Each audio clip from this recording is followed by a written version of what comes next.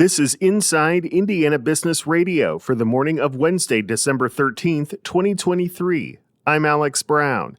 A new report from the Indiana Chamber of Commerce says Indiana is making good progress in improving its economic goals, but that progress isn't coming fast enough to compete with other states. In its Indiana Prosperity 2035 report card, the Chamber said the state ranks high on metrics such as minority entrepreneurship and business climate. CEO Kevin Brinegar. We have more of the important metrics where we're showing improvement, but in many of those areas, we're not improving as fast as other states. And that's a concern because while we're improving in an absolute sense, in many of these areas, that's not fast enough and we're falling behind. Indiana ranks low, however, in areas particularly related to healthcare, including 49th for healthcare premium costs, 47th for actual expenditures, 41st for smoking, and 38th for obesity. You can connect to the full report card at InsideIndianaBusiness.com.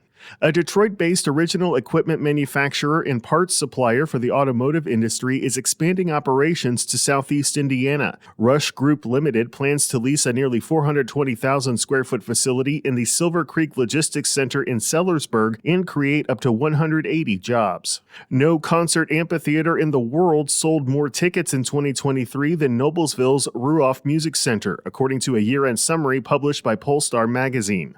The 24,000 capacity outdoor venue sold 618,457 tickets for performances this year, good for number one on Polestar's Top 100 amphitheaters list. From the number one source for Indiana business news, this is Inside Indiana Business Radio. Whether it's a new hire or a noteworthy promotion, IIB's Bigwigs and New Gigs serves as a platform to promote your team. Our revamped offering includes being featured on both the newly redesigned newsletter and at InsideIndianaBusiness.com. Subscribers to the Business News subscription save $10 off every listing, plus you can save $100 by bundling your submission to IIB with the Indianapolis Business Journal or the Indiana Lawyer. More at InsideIndianaBusiness.com. Hammond-based FiberX will use its $25,000 grand prize from Agronovis Indiana's Producer-Led Innovation Challenge to commercialize its services and products. The company sources and converts corn stover into a feedstock for use in the chemical and material sectors.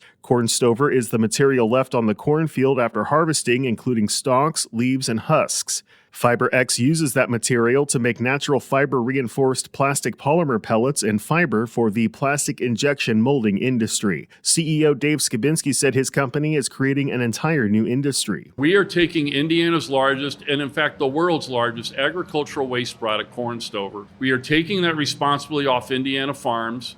We are paying the farmers a fair rate for it, so it is now turning a waste product into a cash crop. And we are transforming that into a feedstock to replace the use of oil to make a wide variety of products that are used in the world. In fact, 12% of the world's oil every year serves as a feedstock for the chemicals industry.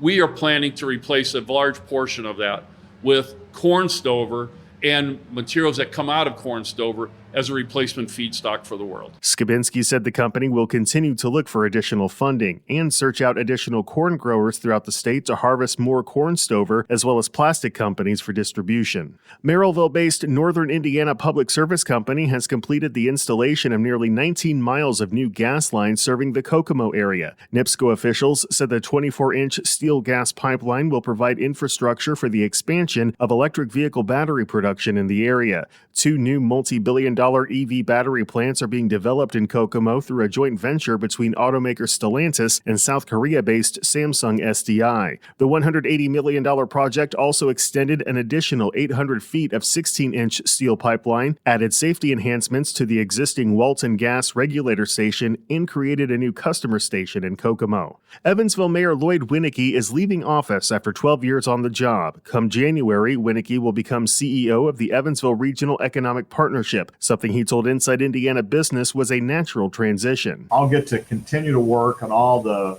fun, exciting projects for the region. I'll get to help continue promoting the region, and just seemed like a really natural extension. My wife puts it this way: it's going to be like being mayor, but without the potholes and the snowplows. I think that's a pretty apropos way to describe the change, but I'm really looking forward to it. I've had a lot of encouragement from the business community that we have nearly 1,400 members who are a part of EREP. So I think it's a really good next step. He says his long-term goal is to continue to work on making the greater Evansville region a desirable destination for people to live, work, and play. Vincennes University President Chuck Johnson is this week's guest on the Business and Beyond podcast with Gary Dick, presented by PNC, a weekly conversation with high-profile Hoosiers in business, sports, and entertainment, and beyond. Available now from your favorite podcast provider. I'm Alex Brown for Inside Indiana Business Radio on Demand.